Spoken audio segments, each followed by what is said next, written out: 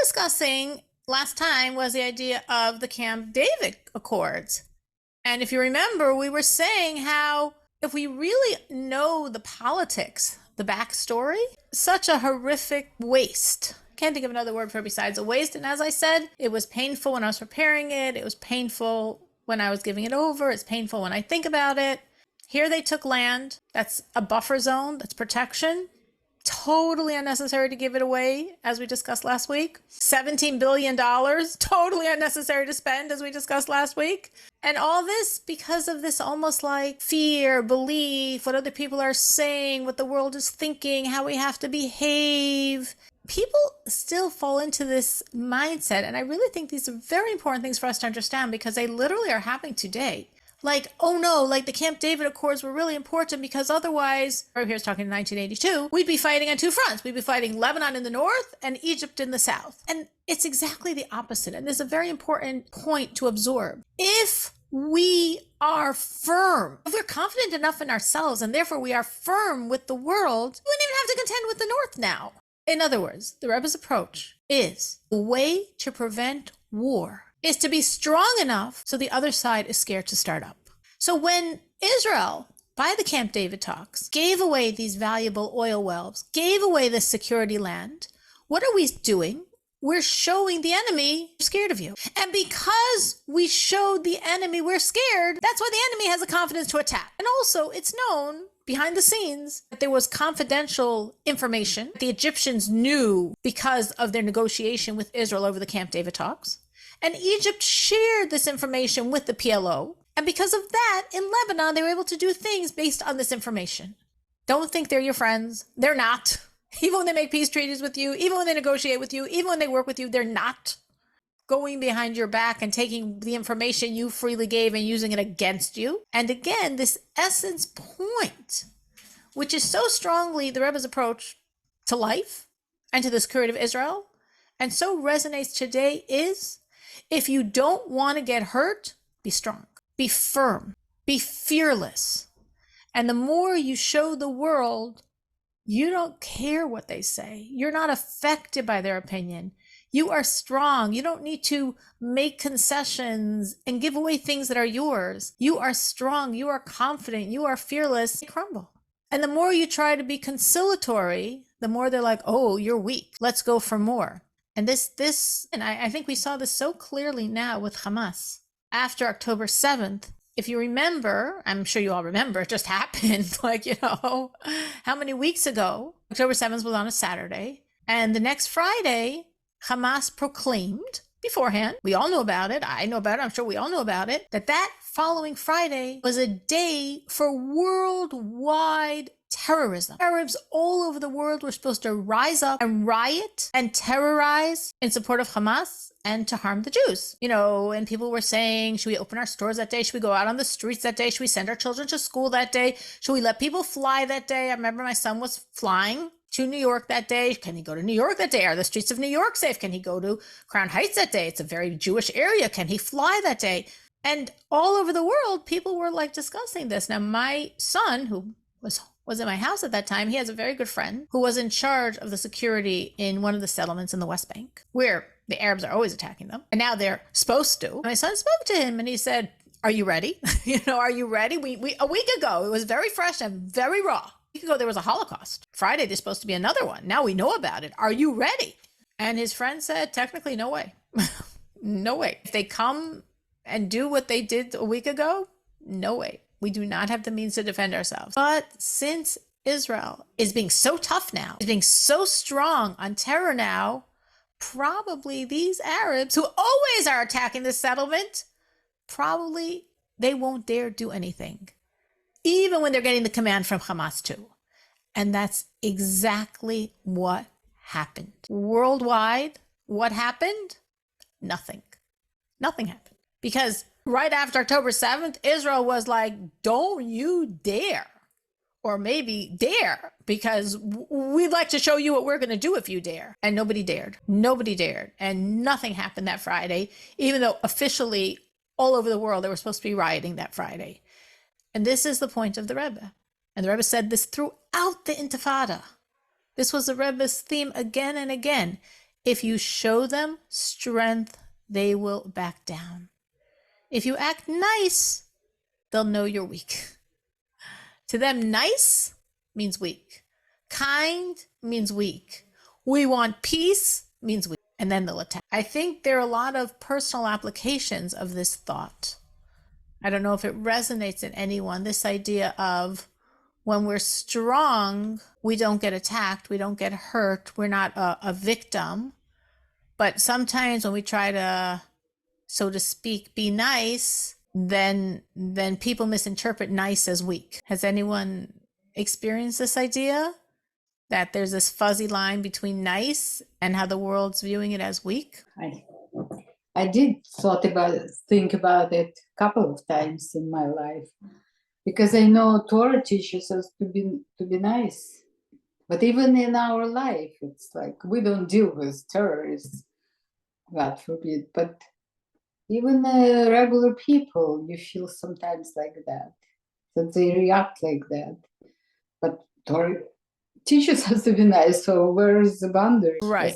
That's a very good question. You're saying it as a question that you've seen in your life also, that niceness can be interpreted as weakness, but then Torah tells you to be nice. So it's almost like, how do you balance the two? And that's a great question. Any thoughts on that? What Rachel's saying? The Rebbe is saying clearly niceness is interpreted as weakness. Strength is interpreted as strength. Toughness is interpreted as strength. Niceness is interpreted as weakness. And we're supposed to be nice people.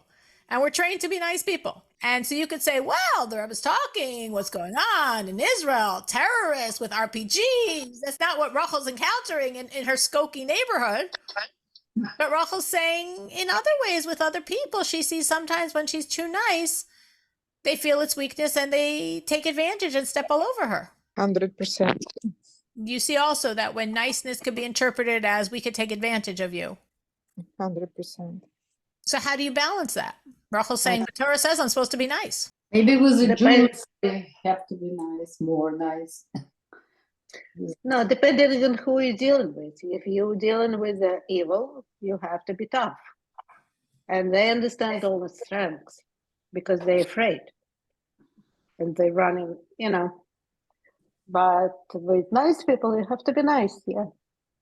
But what about what Rachel's example? What about not evil people, but people that will take advantage of you when you're nice?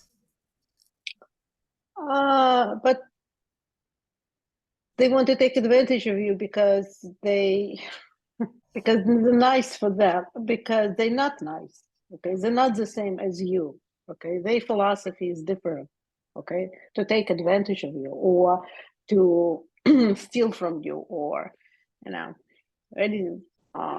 so you cannot treat them as you want to treat nice people. Torah teaches us, you be yourself. You have your values. You don't have to copy other people. If people are not always nice, it doesn't mean that you don't have.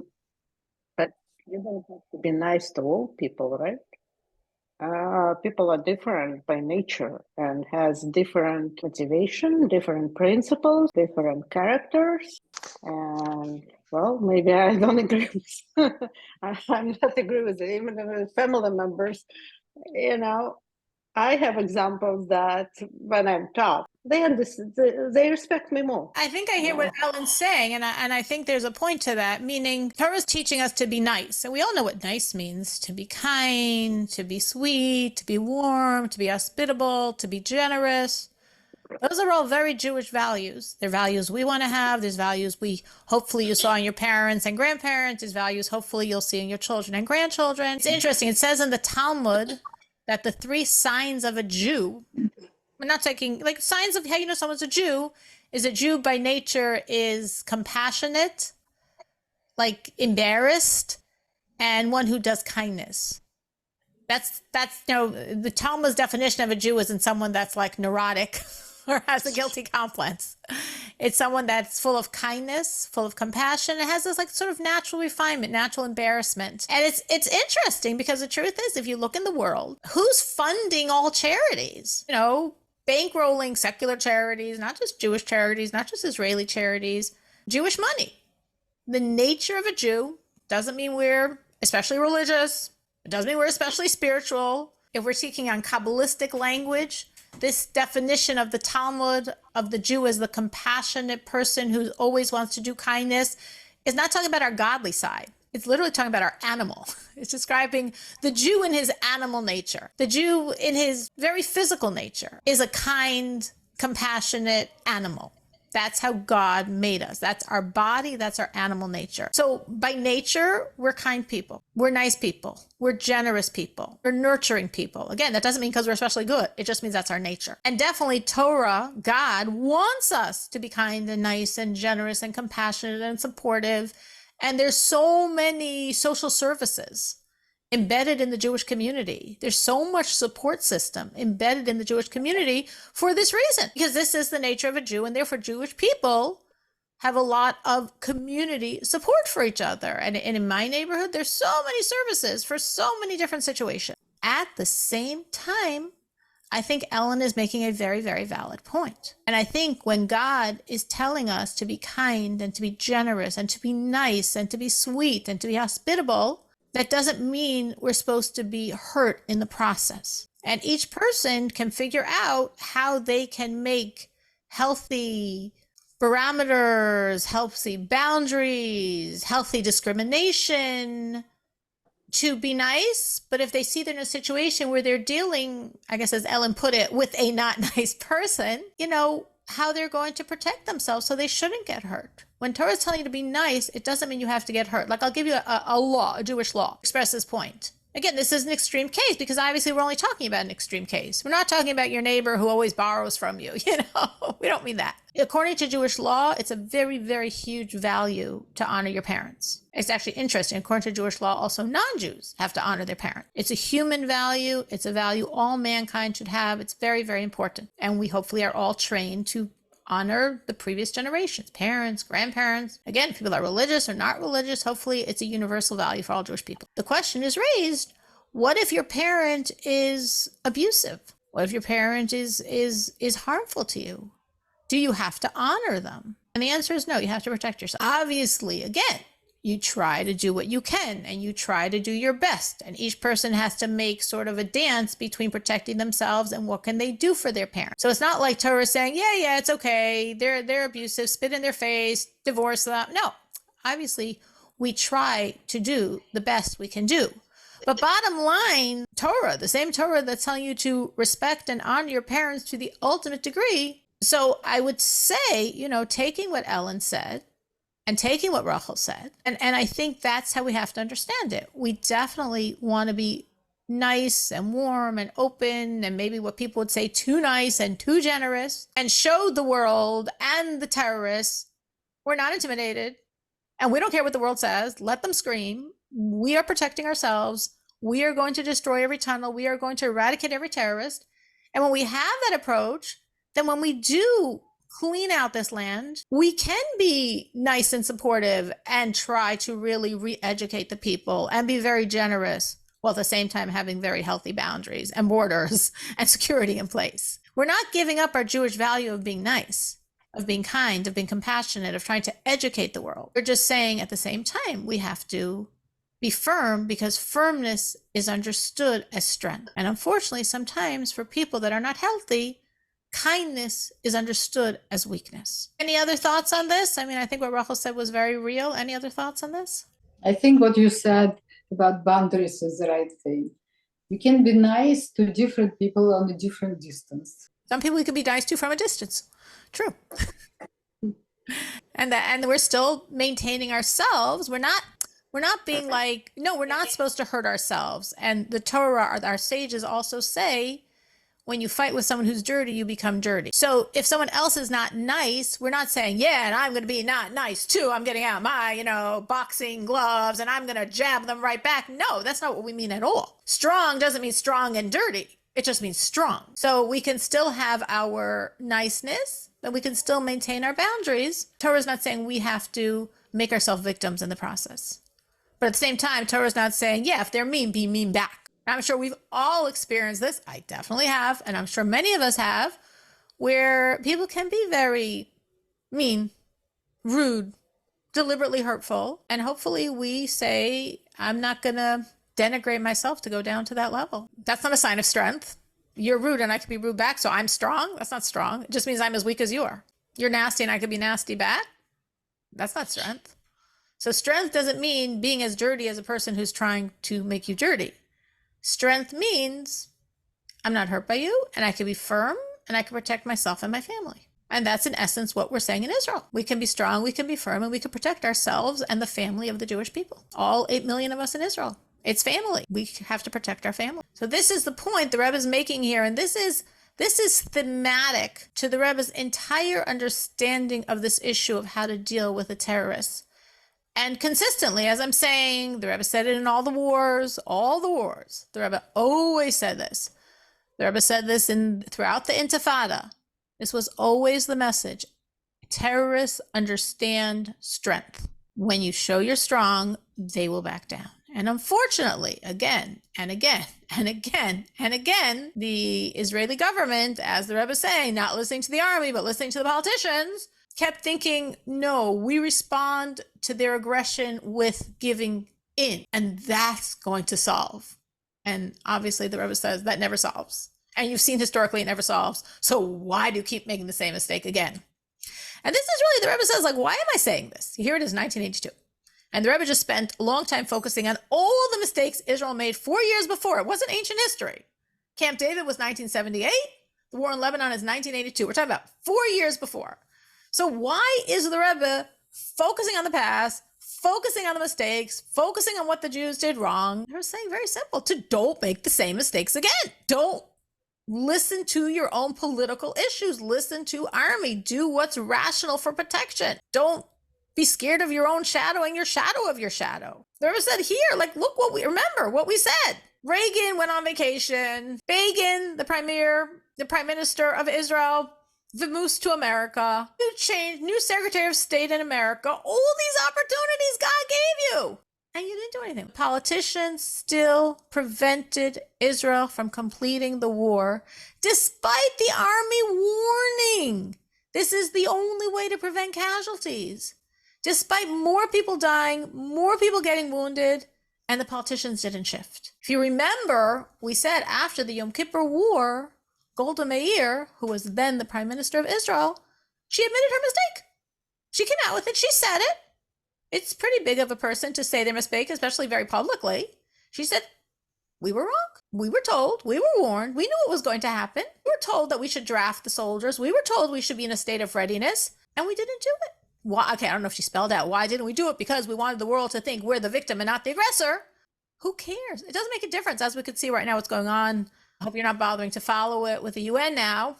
Whatever you do, you're viewed as the aggressor, so don't let it bother you. Because whatever you do, that's how they're going to look at you anyway. However, they're going to twist the facts. I saw this horrible, like, cartoon meme, of the court and 4 people there representing these teenage girls. I don't know if you saw the pictures of these teenage hostages. Whatever. Don't want to talk about such horrible things, but like whatever we do, they're going to look at us with a bad eye. The question is, how bad an eye? How overtly bad will their eye be? So in essence, don't worry about it.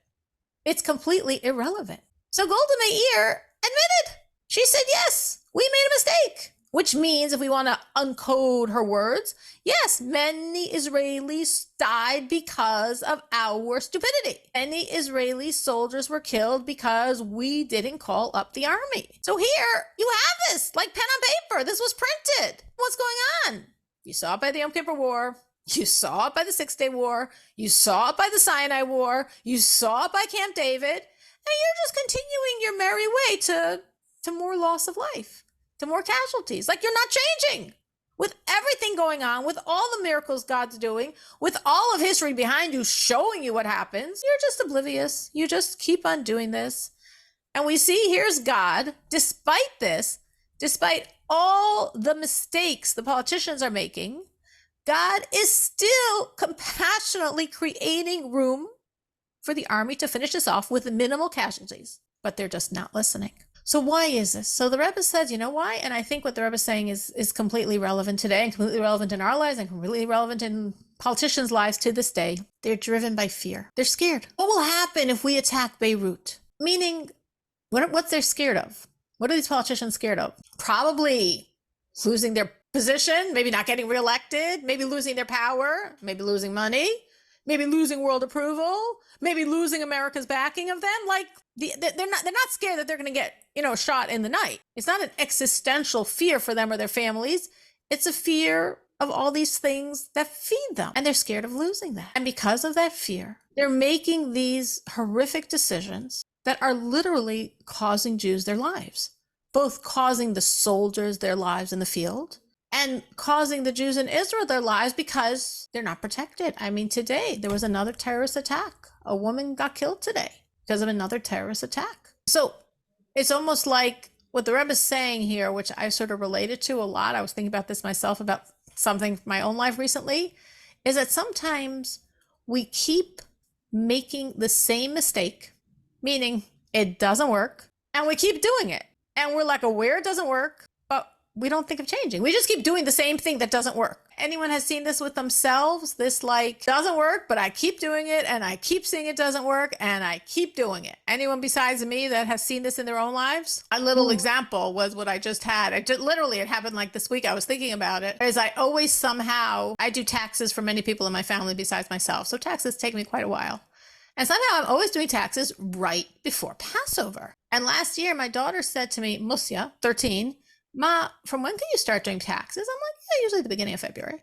She's like, so why do you always do it right before Passover? And I gave her my reasoning. I mean, obviously there was some reason, but she sort of gave me like a look, and I was like, like if it doesn't work, why do I keep doing it? Maybe I should make this effort to do it earlier. And like I don't have to keep doing the same thing every year if it doesn't work. Like maybe I should do it differently and maybe it'll work better. So anyone else has seen this in their own life? Like we sort of stuck in our rut and it doesn't work, but we don't think of changing. We just keep being aware it doesn't work as we keep doing it. Unfortunately. Yeah, okay. Not just me. Thank you, Miriam. I was starting to think I'm the only one like that. Okay, good. I'm reassured. So me and Miriam share that little shortcoming of humanity. And so the Rebbe is saying, does the government of Israel? The Rebbe says, it's not working. And each time it's not working. And the version of not working means people are dying. And soldiers are dying. And civilians are dying. It's not working. Why do you keep doing the same thing? So me and Miriam could say, well, we understand because sometimes something doesn't work, but we keep doing it. And they were saying, but guess what? You could change. I'm telling this to myself. After learning this, I made a big note to start doing my taxes in February this year. We'll see what happens. But you could change. You could change. You don't have to do it wrong again because you've always done it wrong because it doesn't work. The Rebbe is saying that's exactly the Rebbe's message. It doesn't work, so why do you keep doing the same thing that doesn't work? And the Rebbe is also saying very strongly, he's saying why? He's saying because they're driven by fear. And very often, when you make a fear-based decision, your decision is wrong. And that's what the Rebbe is saying. The Rebbe is saying it's a fear-based decision. Again, it's not like you're walking on a dark alley at night and you hear footsteps type of fear-based decision. But it's a fear, I'm going to lose my job, I'm not going to be reelected, I'm going to lose my money, I'm going to lose my power, I'm going to lose my prestige, I'm going to lose America's support. But those are all fear-based decisions. And the Rebbe says fear-based decisions are not healthy. Fear-based decisions are not usually the right decision. Usually when it's a fear-based decision, it's actually a wrong decision because you're not thinking clearly, you're thinking from fear. And that's why the Rebbe is saying you keep making the wrong decision. Because you keep motivated. Your motivation is fear. I don't know if anyone relates to this idea. If anyone has seen in their own life this. Chava, your hand? Yeah, I have a question. Sure. What do you think the current war that's happening right now, do you see that we're making the same mistake right now? Or so far you think that we showing strength or it's not? Or it's too early to say? That's a great question. I think, when I first learned this talk in 1982, I was thinking, and I learned it with someone who shared, I think actually someone else I was learning with shared this perspective. And then I sort of adopted it as my own. I think actually someone I was learning with said this to me, that like, it's so interesting here. The Lubavitcher was talking so strongly, so clearly, and they didn't listen to him. And they didn't listen to him. And they didn't attack Beirut. And they let the PLO go off to Tunis. And the PLO rebuilt itself. And now Hezbollah is 120,000 members. So how could the Rebbe say these words and like it not happen? And she said, person I was learning with, like these words are going to create a reality now. And when she said that, I sort of like, it so echoed and resonated in me. I could almost think I thought of it myself, because I so see that. So I do feel that these words have a power and this message has a power. What I saw personally, so that's my spiritual answer. My pragmatic answer, and not that my understanding of the world is better than anyone else's, originally, right after October 7th, the response from Israel was strength. And the response from Israel was, we don't care what the world thinks. It was very clear. It was very strong. It's the strongest I've honestly ever seen the government, ever. I think it was so strong because people were really shocked and horrified. I think it was so strong because it was so real and raw, the hurt. And it was cutting through a lot of demographic lines in Israel, meaning people from all streams of the population realized, hey, this is us. This is our child, our grandchild, our friend, our neighbor. This is us. So the country became united that we can't let this ever happen again. We can't be a victim. A lot of people were looking at the slogan that, of course, people say in reference to the Holocaust, never again. I'm sure you've heard that never again slogan. And in Israel, after October 7th, a lot of people from a lot of different streams of the country were saying, yeah, never again is here. Never again is now. It's never going to happen again. No way. We're never going to let this happen again to us. So I think that united popular voice gave the government the strength. They had the strength of the people. They had the strength of the people's support. I hope it stays strong in the population. I don't know. I know there are inroads, like Ellen was telling us last week about her relatives.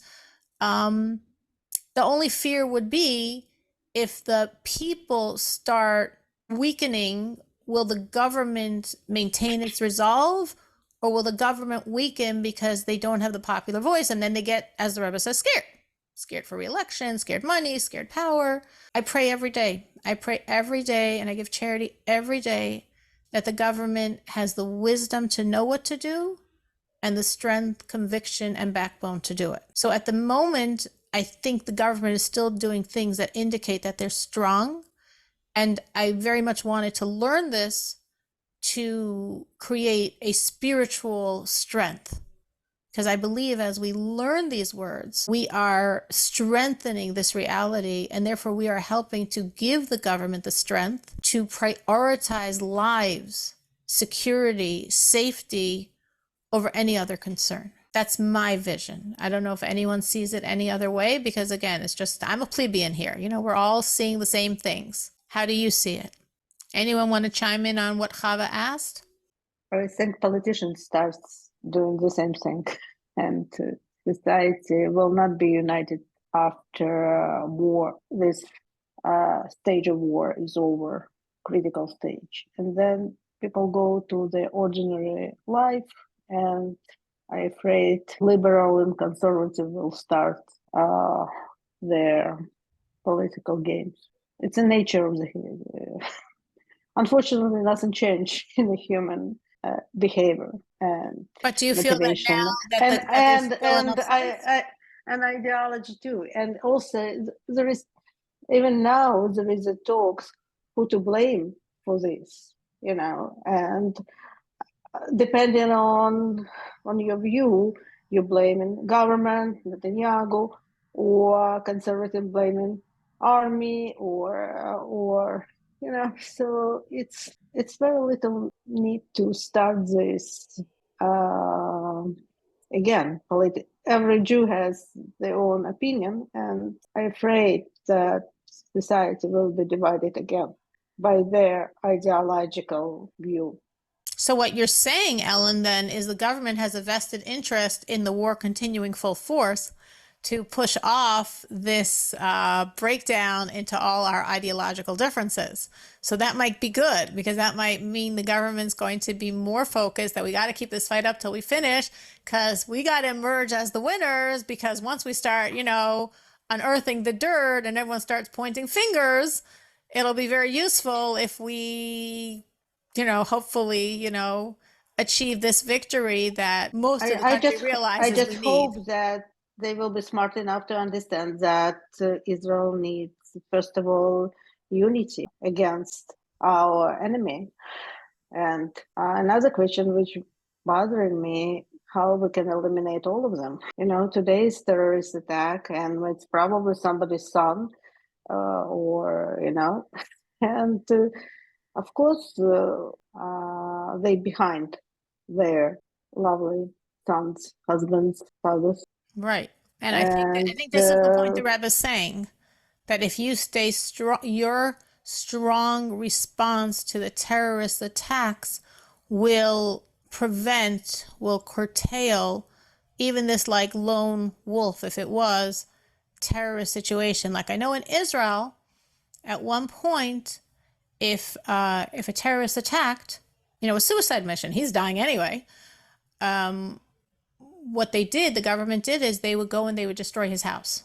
And the point being, what they're saying is, you died, you went up in your glory to wherever, whatever harem you think you're getting above.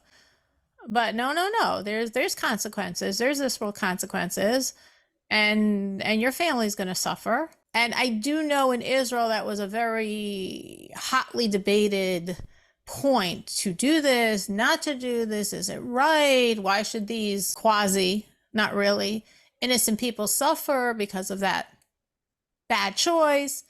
So hopefully, I don't know currently, but hopefully Israel will continue to understand this message of however we can be tough, including on these terrorist missions that are inevitably suicide missions.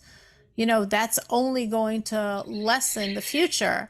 I don't know if you're aware of this. It was shortly after October 7th, and there was some like bakery in this horrible town, I forget the name, in Israel. In the past few months, this was a town actually where many Jews were murdered. There's a major highway that goes through the town, and very often the terrorists in the town would use Jewish cars running through as an opportunity to have a shooting target, and unfortunately killed many Jews in the past few months in that town. Anyway, so there was a bakery there that right after October 7th, they did something very inappropriate in terms of the hostages, and they posted signs and whatever. And the Israeli army came and they bulldozed the bakery. They took their bulldozers and they bulldozed that bakery. And that was a very, very strong message. That was a very strong message of exactly this point the Rebbe is making here. Don't start. Don't you dare. Don't start. There will be a consequence. It's not worth it. We're not going to tolerate this. And I'm saying definitely after October 7th. This was right after October 7th. That was the energy, and it worked. And the response was like, we're not going to start up. And I do hope, and I do feel that Israel, what I could say is Israel's stronger than I've ever seen them. Israel is definitely stronger till today, 100 days later. Till today, they're stronger than I've ever seen them. And God willing, with our prayers, with our psalms, with our charity, with our belief, with our conviction, just as we say there's no king without a people, so the king feeds off the energy of the people. So when we're giving the appointed rulers of the state of Israel our energy, and our energy is be strong, be firm, be tough, no tolerance, zero. That's feeding them. That's giving them the strength to do what they have to do. So can we make a difference sitting here in America being really passionate and strong about it? Absolutely. Absolutely. And that's why it's really important to learn these words, to discuss these words, to believe in these words, and to continue giving spiritually this message and this strength of ours. Be strong, have backbone. We're not the victims of the world. We're not the people that should be the shmatas and abused and stepped on. No way. Each Jew is God's only child, and we deserve the best. And we definitely deserve to be safe in our own homes. And that's definitely the point here. So I do believe, Chava, that the government is doing far better than it's done until now in any of the previous situations, and that what we're doing should continue. And I do hear what Ellen's saying, and I don't think she's wrong, but definitely what we're doing to give the government the power to not give in to fear. Just like if you think of it in terms of like a bully, right? Who does the bully attack? Person who's scared of the bully. When they sense fear, they attack an animal, right? It was very interesting. I remember someone was telling me in my Noachide class, she and her husband train horses. And if a horse goes wild, she's scared. and freezes and gets hurt. But her husband is fearless. So they had once like this wild stallion and he was just fearless. And the horse just backed down because he was fearless. And I'm like, of course, that's exactly how it works. The animal senses you have no fear and doesn't attack you. That's how God wired us. When there's no victim for the bully, when there's no one who's scared of the bully, that's it. That's how we take away bullies nowadays. You know, it used to be the approach was trying to control the bully. And now the approach in education is to train people to not be victims, to give the bully victims the tools to stop fearing. Because when they stop fearing, they're no longer a target. And if we take away the targets, that's how we remove the bullies. And that is very, very practically the truth. It's the truth if you're dealing with a wild stallion. It's the truth if you're dealing with a bully in a playground. And it's the truth if you're dealing with terrorists in Gaza and everywhere else in the world. How we should deal with Iran. How we should deal with Iran. So I think definitely Iran is behind all of this. Absolutely. Absolutely. And I think they're also with God's miracles and kindnesses. Remember, I think last week we were going through what I, with my, plebeian eyes could see as the political miracles. And definitely I listed there, that very surprisingly is the Biden support of Israel, even though he's from the Democratic Party and even though the young constituents are not supportive of what he's doing, but he still basically is supporting. And the fact that now we had America and Great Britain going to attack in Yemen, and now we have them giving this message to the world, don't start up, don't start up. And it's very interesting because throughout this whole war, now again, what do we know? What does anyone know? But the sense, political analysts who could not know what they're talking about, the thought on the street is that when Hamas attacked, and Hamas kept it very secret, like so secret because they didn't want Israel to find out, so literally secret from all their allies as well. But the thought was that as Hamas was attacking from the south, Hezbollah would join the fray and attack from the north. And then we'd be fighting on two fronts. And Hezbollah is a lot more powerful than Hamas and has a lot more fighters than Hamas. And it was very interesting because from the beginning, even though there was a lot of rhetoric, and Hezbollah made lots of fiery statements, but they really kept their practical offensive to a very token gesture.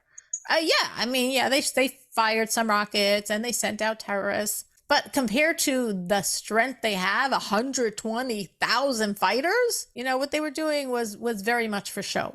And I think it really comes from this perspective of they got it. They saw how strong Israel was being. And because they saw how strong Israel was being, it's not the time we want to start up. And I really think Iran had that message also. I really feel that Iran got this message of like, not the right timing. Let's keep it low. Let's keep it cool. We're not really trying to get into this whole protracted, confrontation here on all fronts. We'll see. We'll see. But I think the fact that America is fighting is great. And the fact that America is being attacked and is, standing up and defending itself and not leaving the area is a powerful lesson and is giving backbone to Israel and Israel's fight. And I hope it's also deflecting the attention. My hope, which who knows, is that with Iran involved and Yemen and America and Great Britain, people can get off their high horse of, all the allegations that they're throwing in Israel's direction. I don't know if they will. That could be my fantasy, but it definitely is. It's just, I think I just want to conclude this point the Rebbe is making here is that basically the Rebbe ends with this message that God should bring them to repent. God should bring them to repent. And because if they repent, meaning if they're serving God, they're going to follow the army, not politics, and they will finish the job. And I think this is the theme that I wanted to talk about, but we don't really have time. But I think I'd like to finish this talk. So I'm just going to try to finish off the points and we could think about it in our heads, is this theme that the Rebbe keeps saying, finish the job. And of course, I think in our own lives, we also have situations where we need to finish the job. And if we don't finish the job, what we didn't really accomplish anything. And the Rebbe says, he goes back to the army. The army is meriting to protect Jewish people, Jewish lives with self-sacrifice. And they should finish the job. They should protect Jewish lives. And you only protect Jewish lives by finishing the job. And they're going with the strength of God. And they're doing what God says, because God says, don't give away his land that's protecting us. And the Rebbe says it doesn't make a difference if it's holy ancestral Jewish land or if it's not Jewish land. If it's protection, it's holy. Meaning, when Israel gave away the Sinai desert, people said, what do you care? It's just a Sinai desert. It's not part of biblical Israel. The Rebbe said, who cares? It's protecting Jewish lives. And the same thing now with Lebanon's not part of biblical Israel. What do we need Lebanon for? The Rebbe says, we need to protect Jewish lives. And if we have the land in Lebanon as a buffer, that's really valuable. That makes it very holy. We're protecting Jewish lives. We want that land. We want those expanded borders, not because we think it's holy innately, but because it's going to protect Jewish lives. That's why it's holy. It'll give us military security. That's why it's holy. At the same time, we always have to be careful, of course, with the army or with any other physical tool to remember that the blessings come from God. And we shouldn't fall prey to that, like rah, me, my power, like people, IDF, the best army in the world. It's not that we're the best army in the world. It's that we're God's army. That's what's giving us our strength. And we always have to remember that that's where our power comes from. And even though our power comes from God, we have to use our physical tools. And I think that's, of course, the dichotomy that all of us struggle with or maintain balance over, to do whatever we can in the natural world and not to believe in the natural world, to believe in God. We believe in God, and God wants us to use nature. We believe in God, and we do whatever we can physically to protect and defend ourselves. So we believe in God, and we know all the victory is in salvation and miracles come out every day, all coming from God. And God wants us to work through nature and pick up our weapons and fight. So fight knowing God is a source of the victory and is a source of the salvation. And when we're following God's roads, God will help and we won't even need to fight. Just like we saw so beautifully in the 6-Day War, and they did see to a certain degree in the war in Lebanon as well. We go out and the enemy runs away. And that's, God willing, what we will see here. And I do believe, going back to what Chava said, we are seeing the country united more than ever before. We are seeing the government strong more than ever before. We are seeing the morale of the army so high and so positive and so strong and so God-oriented. Definitely the army is more God-oriented than ever before. And therefore, we're going to see this amazing victory. And it's been 100 very painful days. And we should see the conclusion. We should see that our prayers and our psalms and our charity and our belief and our conviction and our strength, and we should see God's response. We should see